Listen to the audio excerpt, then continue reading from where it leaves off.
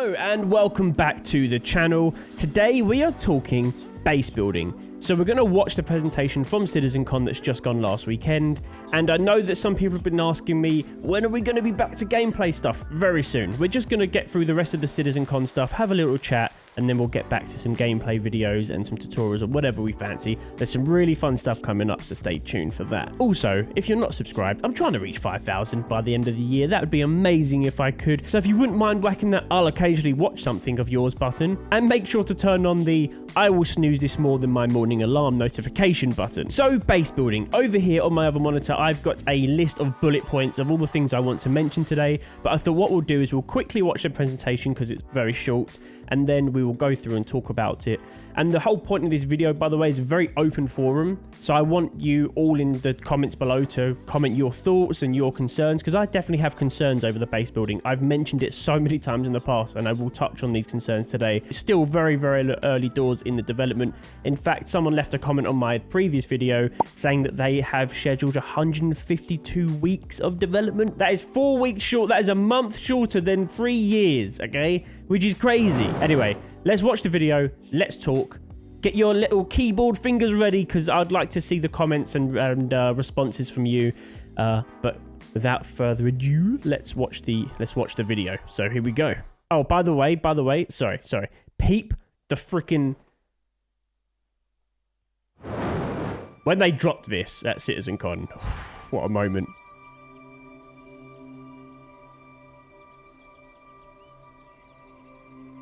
I love hearing the cheering of the audience. I want to go to the next one so badly.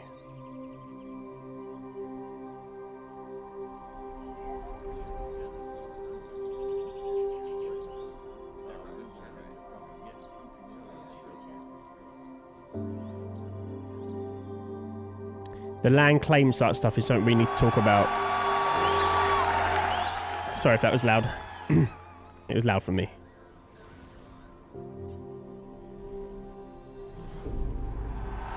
It's so cool.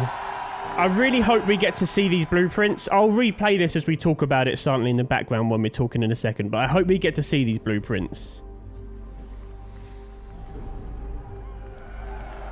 Nice. So sick. There's so much we need to touch on, like hangars, how the hangars stuff going to be implemented in. Hells yeah. Is that mining or fabricating? I think they said it's mining, right? Mining resources on the planet? I think that's what it is. There is fabricators as well. Oh yeah, that's all the SEU filling up from the mining resources. Of course it is. I have got fabricators though to create things and stuff.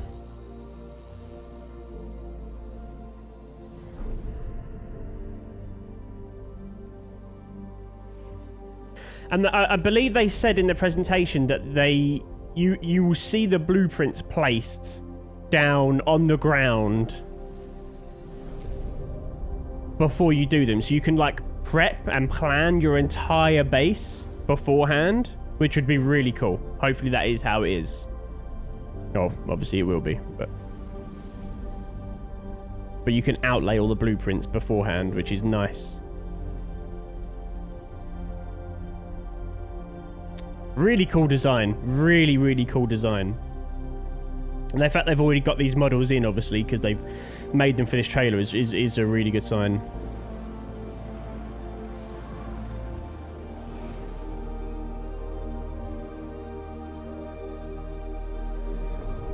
Nice.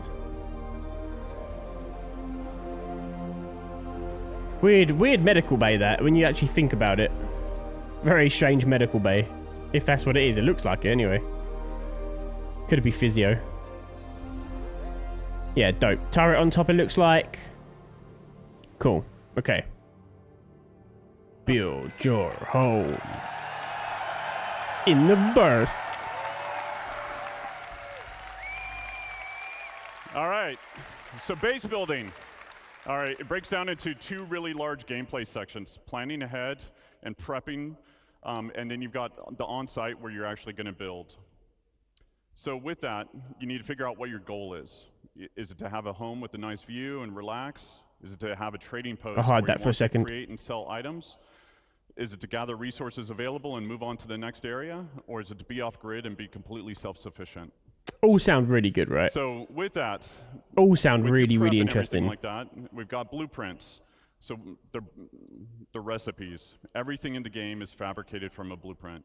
Which is cool, Players like acquire blueprints via reputation rewards. it's nothing it's nothing new, but it's tried and tested. So it's been loads of games. We've had it like No Man's Sky. We've had it in pretty much any game that has base building that I can think of has a blueprint system, whether it's like Rust or whatever. So I think it's a good method. It allows you to go and do missions and stuff and find these blueprints around the verse. And I think that's really cool. And to have different bases from other people, especially if there's a really rare blueprint that everyone's searching for, and you're on the hunt for something like a specific hangar or garage or whatever it's going to be in your base. And you're just like searching the depths of one of the star systems, like, oh, apparently it's quite common to spawn around this. I love the idea of that in an MMO where there's hotspots or things like that. So that's really cool. Yeah. Or rare NPCs. With any blueprint, you can actually do research on it and then create different variations. With materials, ranging from the common to ultra rare, you might find them at the local shop. I love that. Or have to travel around the universe to collect them. Rarity, legendary stuff. Refined, simple materials, or even complex components will all go into the fabrication. With this, then you got location, location, location. First area is high security, so you must purchase the land. The base is actually invulnerable because the planetary. I'm not sure how I feel about this bit. A security will show up to protect it. I'll explain in a second. You pay for the privilege, you're taxed. So at this point, you won't have the best resources available. You won't have access to the best resources available on the planet. If you don't pay your taxes, the shields will go away after a period of time, and the base will become derelict and will collapse. But this is low risk, low reward. Then you've got low security. So again, you must purchase the land. It's owned by an independent corp, gang, or faction.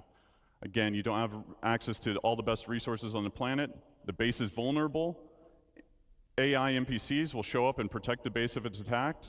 The protection will escalate over time. Player can also build defenses. Wait for the last one, then I'll well. comment on it. And then it's medium reward, medium risk. Then you've got lawless. So this is no protection other than what you build. There's shields, anti-air. Players can disable the shields by getting close to them and destroying them. High risk, high reward.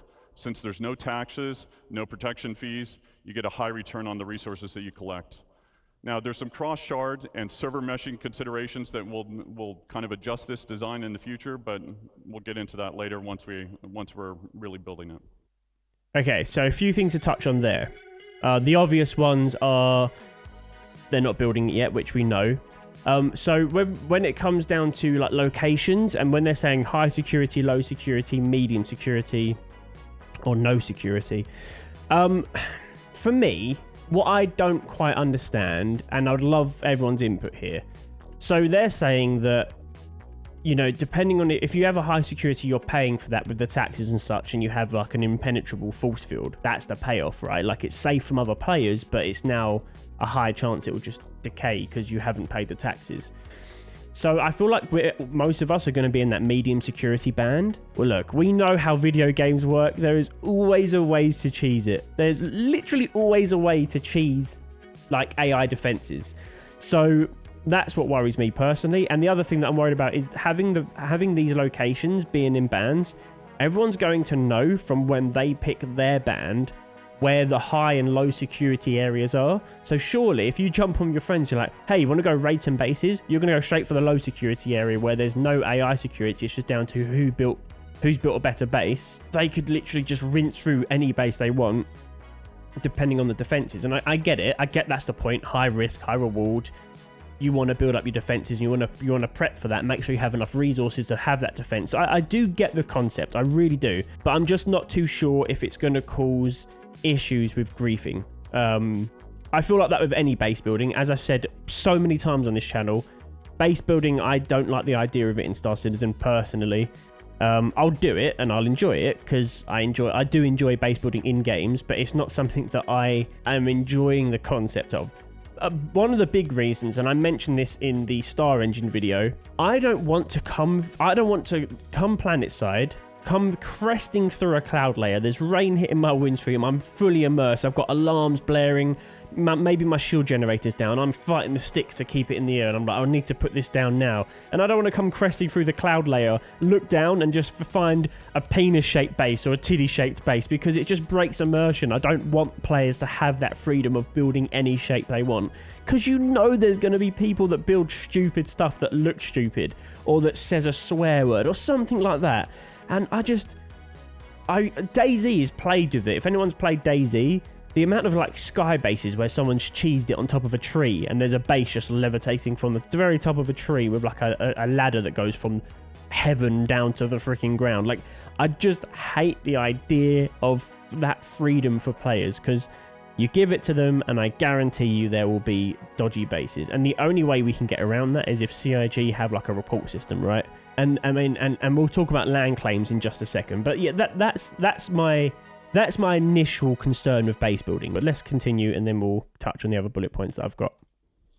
So from here, you've got the tools. So this is what we would consider a surveyor. With this, we want to actually cater to everybody's playstyle, whether you're solo or in an org.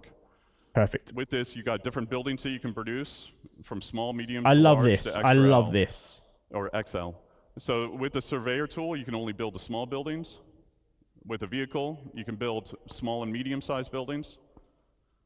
With the Galaxy, you can build small to large structures. And then obviously with the Pioneer, Pioneer can do it all. And it still works as a mobile base. And we'll talk about some of the more expanded features that we're adding to it. We're going to be able to land it later on. So, and then it's also, we're exploring what can be done in space, not just on the planet. So space here, bases. You set off on your journey. Okay, space bases. This really, again, really cool idea. And I get, again, that they're going to try and build that in. I don't see how they can do any permanent space base. I guess nothing's really permanent in space because it can float around, but I don't get how they can do that because land claim. Land claim works because you're claiming a plot of land of coordinates, which again, we'll touch on more in depth in a second. But space, you can't really, unless you buy bubbles, and then all of a sudden you're buying bubbles circumferencing a planet, and what's to stop you then trying to land on that planet and coming into an organization's base that's protecting that planet and basically taking over that planet? Would that then break? I don't know. See, this is what I don't know. It wouldn't be that hard for an org to, if they're saying space bases, to have an entire space fleet that's just hovering above a moon, and that's their location where they sit all the time. And then suddenly you've got an org. Do you know what I mean? And suddenly you can't go to Yella because there's an org that owns it now, because there's orgs big enough to do that. So I don't know if that's necessarily a good thing. Land claim works. Space-based, maybe stay away from that. Having like a space caravan or a space like what the Pioneer is, and having that space ship that's a home from home, where you can have all your refineries and stuff. Cool. I'm there for that, and you can drive it around. It's basically like an RV, right? Fine. But to then have it where you can maybe branch off in space stations, which is kind of what he insinuated. Maybe I'm taking that wrong. Again, let me know if you think I'm wrong there, but that worries me. I hope they don't do that. That's my opinion. Love your input. Comment below. Let's continue. So with the land claim, you put your tool down where you want. You launch the drone that is built into the machine, and then from there. This is different than I thought it was. Did I miss this? I thought the land claim was going to be you buy it on like the RSI website or in game, and you're buying like a plot, because they've sold land claim locations, haven't they, in the past on this RSI store. So I thought it was going to continue that way, but this looks like you just go wherever you want and place it. Again, I have to say, obviously they haven't even started development in this, so this will likely completely change. But let's, for the sake of this video, let's say it's not. This allows the player to access the base building and also land claim mode. With the land claim modes, the player can actually change the size and position of what area they want to claim, and it also shows you the cost and taxes associated with it. If it's in a taxable zone and you don't own the land, this interface will default to it. Cool. That's really cool. If you own land or it's in a lawless area, it'll automatically go to base building mode. So with the overhead view of the land, you can actually place down buildings exactly where you want. You can see the resources beneath the surface, and then you can also place multiple buildings before you actually build. So you can see how it will all come together. You'll see the resources that are needed for it. And then you can also switch back and forth between different modes, which are showing off the resource network and how you link basically power generators to consumers. So this is really cool idea. And I'm sorry, I will pause it as we go just to talk about it quickly. But what I'm not a huge fan of, and what I think I misunderstood initially, if you have two people in two separate servers or shards or whatever that have claimed the same location, right? So I'm assuming that when you, and this is maybe what he was referring to when he said server meshing is going to change a few bits. I'm assuming that once a player has claimed a bit of land, it then broadcasts that across all servers and synchronizes to say that other players cannot claim that land. But then what if two players are in a similar area trying to claim a bit of land at the same time? Does it suddenly turn red? Or if they both do it at the same time, will that break the database? Or will it be server based on server based? In which case, when you change server, does your base just spawning on that server? Or does it say spawned in on the server you built it on, so you've got to try and reconnect to that server? In which case, if it does port over to the new server, when it comes with you as you spawn into a new server and you get the new base come in, into that instance, well then if someone else has built a base there, because they've claimed it, it's going to spawn on top of it or inside of it. So that is just not going to work. Just straight up terrible idea, can't do that. So then we have to go, right, well, you claim a bit of land, and that's your bit of land. And then that's your bit of land in the entire universe. So that little square of yellow, that's GFA square of yellow. That little square of Daymar, that's Captain Astro square of Daymar. So people are buying it, and it is uniform across all servers. So eventually, all of the real estate on all these planets will slowly get bought up and bought up and bought up. And hopefully the idea is there's so many star systems and so many planets and so many moons that eventually, there's no way that all of these plots of land will be purchasable or be filled up. But it might mean that you can't live on Microtech because all of the land's been claimed on Microtech. You have to go live somewhere else. That's how I thought they were approaching it and how I kind of hoped they were approaching it. I hate the idea of it being different per server. So I own a bit of land and I spawn in and suddenly someone else owns a bit of land. So it won't work. You have to do it so it's uniform across all servers. But I thought you'd have to buy it with either in-game currency or I was hoping obviously not on the online RSR website. Obviously I don't want it to be with real life money, but the chances are that it will be because it's another financial income for them to sell off the land claims, which they've done in the past, so no doubt they will do again. Again, speculation, but that's my opinion. So if they then sell the land claims on the website, then you can buy it. But then does that mean that the people that are wealthy in real life and that can afford the really expensive land claims, are they going to just buy up all of the nice areas? Are we going to have the rich buying up all of Microtech and the rest of us that can't afford these nice 10, 20k packs are sort of slumming it somewhere in a cave on Daymar? Like, how does it work? Is it going to be just... And then can you sell it? Can you buy a plot of land and can you then sell it on? There is such a grey area, and this is sort of what I'm saying. It's such a grey area if it's down that route. But the alternative is it's just server based and you just claim a bit of land when you land, like you say, and you send up the drone and you say, right, this is my bit of land, bosh. But if that doesn't talk to all the other servers, that's a massive problem. Huge, because then I change server and my base can't spawn because someone else has built there. I see problems. I see problems and I don't know the answers because I don't really know what the plan is. And maybe neither do they. Anyway, let's continue a little bit more. And then the player can move or deconstruct existing buildings right now with no charge.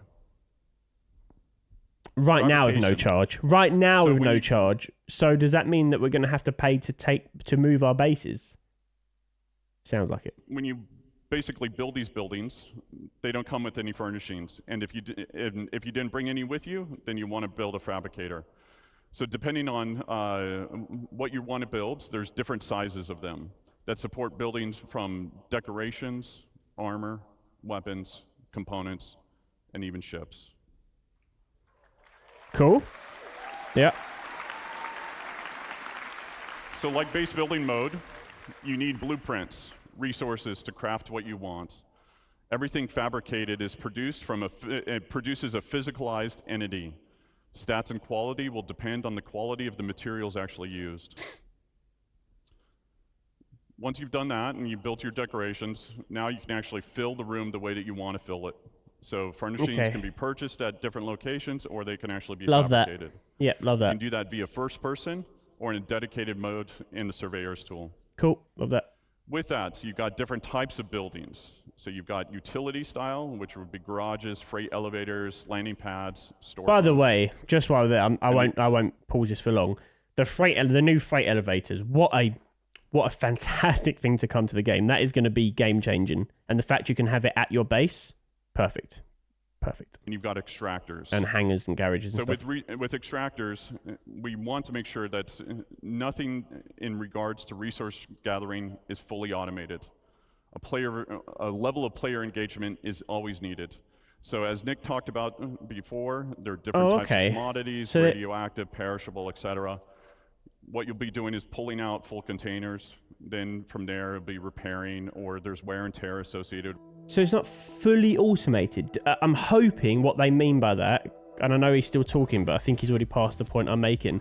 I'm hoping what he means by that is, yeah, we have to maintain it. Yeah, we might have to go and empty it every now and then, but I'm hoping it will still mine and produce resources until it's full. And hopefully we can have it auto-extract. I know what they mean. They probably don't want you to be able to do it and then go offline for a week and come back and have more resources than like anyone. So you have to actively be mining and working on it, but then just have it break down every couple of hours or whatever. Don't make it too hands-on, because no one wants to stand there staring at a mining laser for 6 hours of gameplay. Do you know what I mean? You wanna turn it on and have it automated to an extent, at least in my opinion. With it, or even misfires like you saw in Thorsten's talk and Guillermo's talk yesterday. There's also upgrade paths for making them more efficient or resilient. Cool. Power generators. So with different types of power generators, there'll be some that are more cost-effective as well as effective in different areas. Solar panels will not always work in darkness. Fuel generators will need to be filled up every now and then batteries to store excess power. Then really you've cool. got producers. Perfect. So things that will require the players to combine different resources to produce new items. Yep, love it. And then you've got defense. So anti-air, anti-personnel, and then shield generators. And then the big one. We start development Q1. Cool. So awesome. That's me. Thank you all. Thank you for coming. Cool. So they start development beginning of 2024. That's the presentation. I'm going to really quickly just go through a few of my extra bullet points that we haven't already spoke about. I didn't actually expect to be pausing it and speaking about it as we go, but that worked out easier because it was on topic. So that was good. So let me just go through a few extra bullet points, a few extra things that I've noticed that is either concerning me or that I think sounds really, really cool. So I know they mentioned like garages and the freight elevators. If a ship gets destroyed and you have to get it back on insurance, will it just be delivered back to your hangar, or you have to go and get it from like an insurance depot? Sort of how GTA-YT does it online. Like if you claim your insurance, you have to go to the insurance place and get your new car or your fixed car. I wonder if they'll do that in this game, or if it will just appear on your ASOP in your hangar. And will the hangar, as I say, will the hangar be moved to your base, or will it stay wherever they're about to be moved to, which is on the stations? And does this mean that eventually all of the planets will just turn into land claim sites and we'll just start seeing bases over all of the planets and no more beautiful scenery? This is why I don't like the idea of base building. It sounds like a terrible idea to me. It works on single player games. It works on multiplayer games where there's wipes. Oh, that's another good point. Are there still going to be wipes? What if... surely we can't have this base building feature until, like, the update wipes have stopped. So, like, mate, this has got to be coming out with the final release of the game. This can't come out where they're still doing 3.3, 4.0 wipes and getting rid of or everything on the servers, because then your base gets wiped. And if you've spent months building a base, you're not really going to want to start again, because it sounds like this is going to take a lot longer than just earning some credits to buy an in-game ship. So a wipe's going to be a lot more harsh. Oh god. And will they do wipes to clean up the servers if there's just loads of bases everywhere, or half-built bases everywhere that slowly decay? And then I don't know. The whole concept to me seems like not a great idea. I'm sure they'll execute it well, but maybe I'm just too stupid to understand the vision of how they can make it work. I don't know. I'm looking forward to it, and I'm not looking forward to it. I really don't know what to think.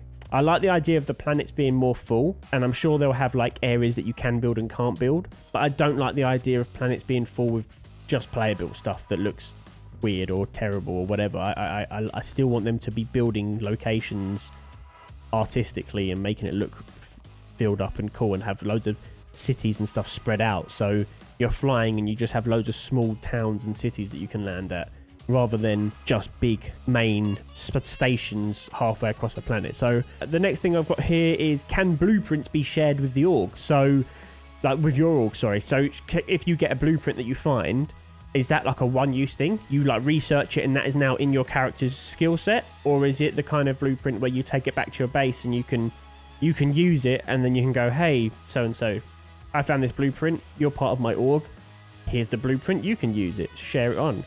I'm assuming it's going to be a one and done thing, which is probably the best way to approach it, but a bit of a shame if you have an org and you want to build something cool and it's taken you like a month to find one blueprint. That's kind of all of my bullet points that I had. It's really cool that we're going to get our own home and in our own location, our own little place within Star Citizen. And I love the idea of the rarity and finding things of like a different rarity, like the legendary items and the common items and the blueprints and what. Love the idea of that. Love the idea of having to search around to build out a base. And I think this could be really good, but I think it has to be done in the correct way. And I think it's going to take a lot of iteration. And next CitizenCon, maybe we'll get an update of where they are with that, and maybe we'll see a bit more. But I think the 152 weeks is probably about right. Now, the more I talk about it, they're probably going to have to really flesh this out, because currently I can't see it working at all as much as I want it to in the current way. But we'll see. I hope I'm wrong. I want to be wrong.